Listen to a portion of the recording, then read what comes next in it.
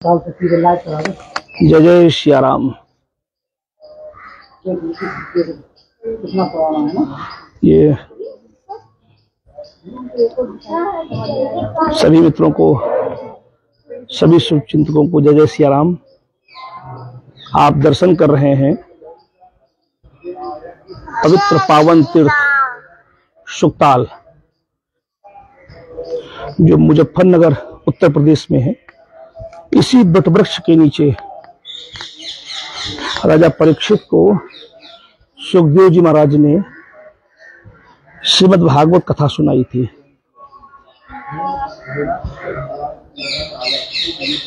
ये वही वटवृक्ष है, अद्भुत अद्भुत वटवृक्ष है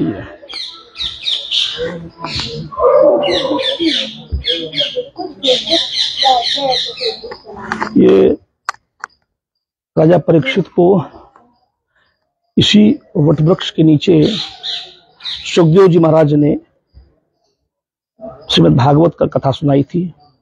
ये वही पवित्र भूमि सुकताल है। आज मेरा भी परम सौभाग्य हुआ कि प्रथम बार हमारे पूज्य महाराज श्री हरिमोहन गोस्वामी जी के सानिध्य में भागवत हो रही थी। तो हम लोग नैमिषारण्य से सीधे हरिद्वार से, मैं तो कहता इस वर्ष महाराज जी ने 2 तीर्थ कराए, 84 कोस परिक्रमा कराई।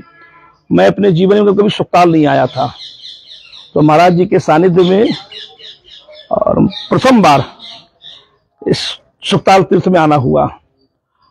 तो मुझे क्या लगता है कि जो दर्शन भी कर रहा है, क्यों महाराज श्री इस वटवृक्ष का, महाराज श्री 2 मिनट के लिए इस वटवृक्ष के बारे में कुछ बताते आप। ये वो वटवृक्ष है जहां भगवान श्री सुखदेव कहते हैं परीक्षित राजा से कि द्वापर के आदि में मैंने श्रीमद् भागवत महापुराण को अपने पिता व्यास जी से पढ़ा। आधितवान द्वापर आदव पितृद्वैपायनहम, पिताजी द्वैपायन व्यास जी से मैंने द्वापर के आदि में, लेकिन कोई पात्र नहीं मिला उनको भागवत की कथा सुनाने के लिए।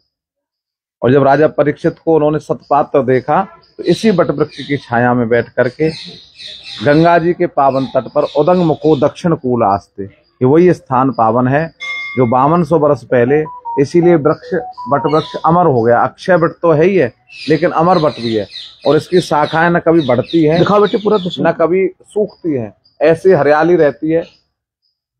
और यही सूत जी महाराज ने रहस्य एकांत शिष्य के रूप में भगवान श्री सुखदेव जी से भागवत की कथा श्रवण की, और उसी कथा को श्री सूत जी महाराज ने नेमसारण्य की पावन भूमि पर, तो नेमसारण्य से कनेक्टिविटी से स्थान किए, जुड़ा हुआ है।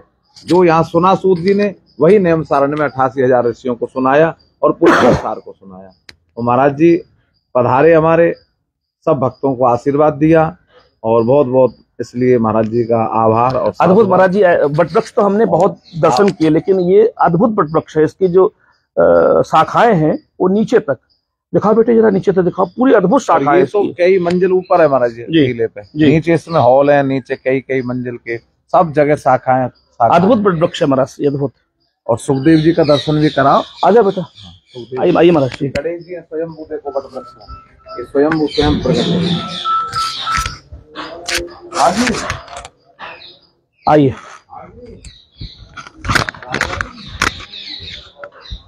और मैं तो कहता हूं कि इस वटवृक्ष का दर्शन मात्र करने से, चाहे फेसबुक के माध्यम से करें, साक्षात करें, आप तो मैं बार बार कहता हूं कि सौभाग्यशाली हैं आप लोग।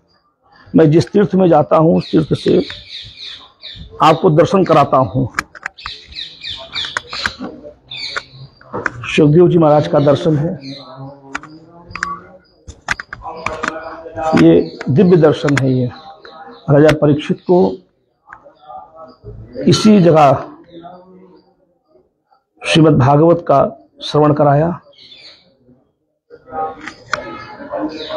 इधर दर्शन करा बेटे पूरा वटवृक्ष का। ये वही दिव्य वटवृक्ष है।